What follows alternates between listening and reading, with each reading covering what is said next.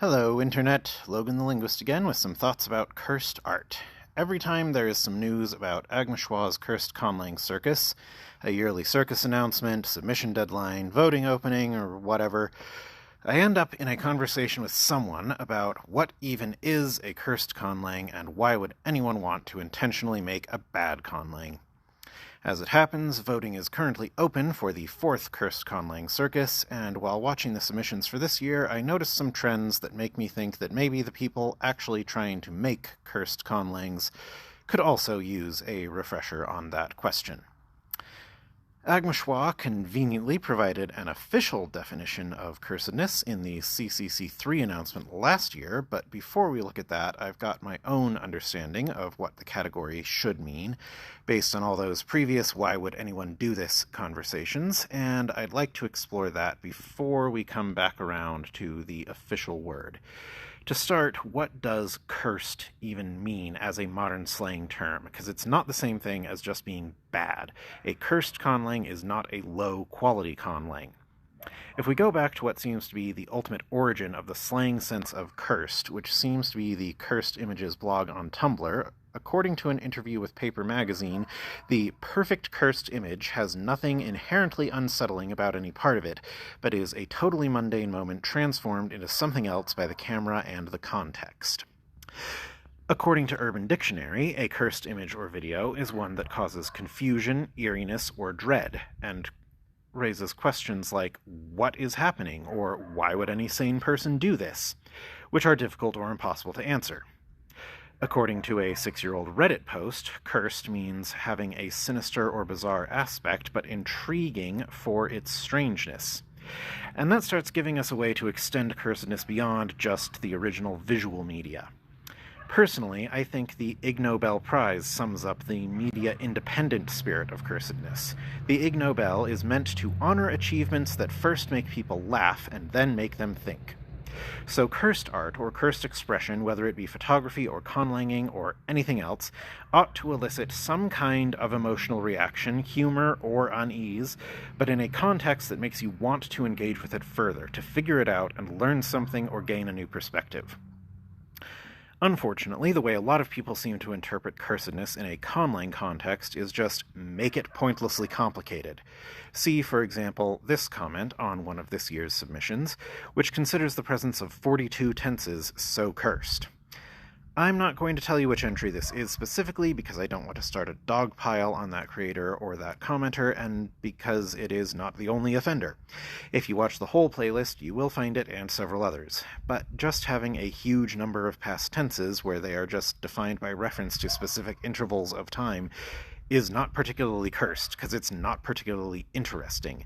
It's just pointless and does not indicate any serious effort at trying to make something interesting. Heck, I could throw out a sketch with infinite tenses in 5 minutes.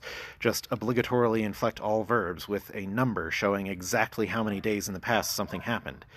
Now, with the right context, either of those systems could be made interesting. Maybe the whole language is a Douglas Adams joke with 42 scattered throughout the grammar and lexicon, or maybe it's a language for creatures with perfect eidetic memory, where being able to refer to absolute times of all events is actually a reasonable social expectation. But we should be able to see the links and the structure, not just yet another random feature tossed into the kitchen sink.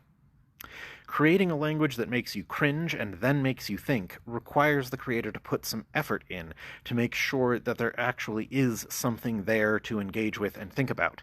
A cursed conlang should not make you think, why would anyone be willing to put this on the internet? Because it's not a bad conlang. It's impressive in some way. A cursed conlang should not just make you think, oh my gosh, I'm so glad I don't have to learn this, because it's easy to throw in mountains of difficult features with no rhyme or reason, and merely being hard doesn't really distinguish your conlang from quite a lot of natural languages. Rather, an ideal cursed conlang should be built around a small number of core ideas that radically challenges your expectations of what a language can be or what a language can do, with everything that is difficult, funny, or unsettling about it flowing from that common core and understandable in the context of that core. For another example, consider my own submission to this year's circus, Firefly A. Brief digression, one of the other trends I noticed this year was that languages that try to eliminate the significance of sequential ordering is a thing.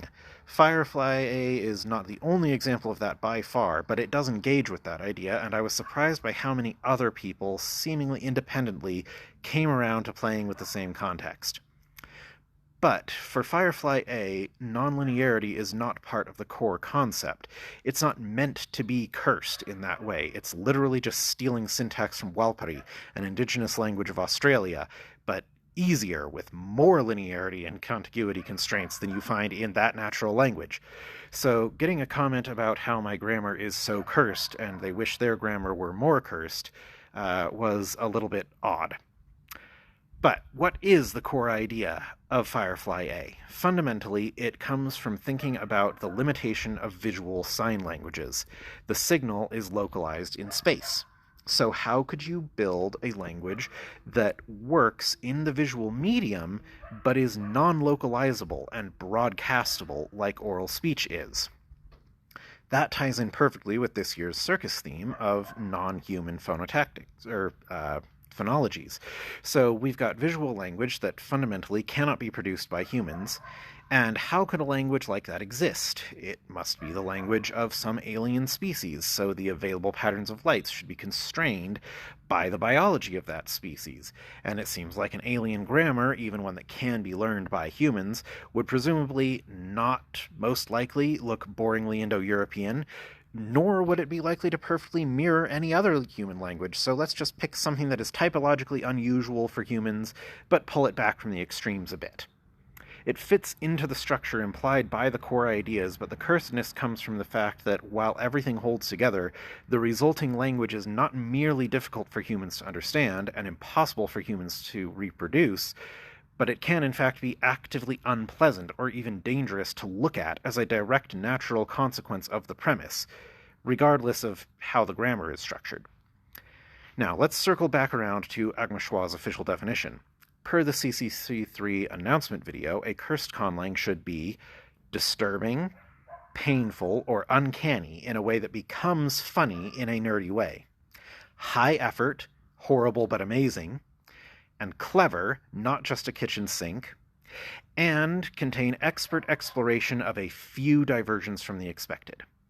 I'm pretty happy with that. I think I nailed it. The consensus of prior conversations about what people I know think about cursed conlangs and the official word of the circus ringmaster seem to match up pretty well. So that's the meaning I'm going to stick with. And if you happen to care about my opinion at all, for future circuses, don't go for kitchen sink. Go for the Ig Nobel Prize.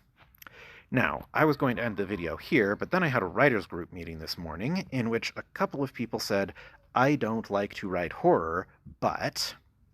And that got me thinking about the cursedness aesthetic as peripherally related to the horror genre, and how to reconcile the tensions between this is unsettling and this is funny. Because humor and horror are very closely related genres.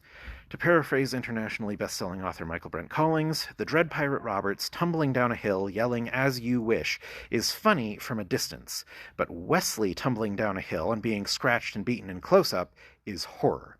And just like a cursed image or a cursed conlang makes you react and then makes you think, the best horror isn't just shocking for shock's sake. Rather, it exploits fear to focus your attention and get you to think about something else important.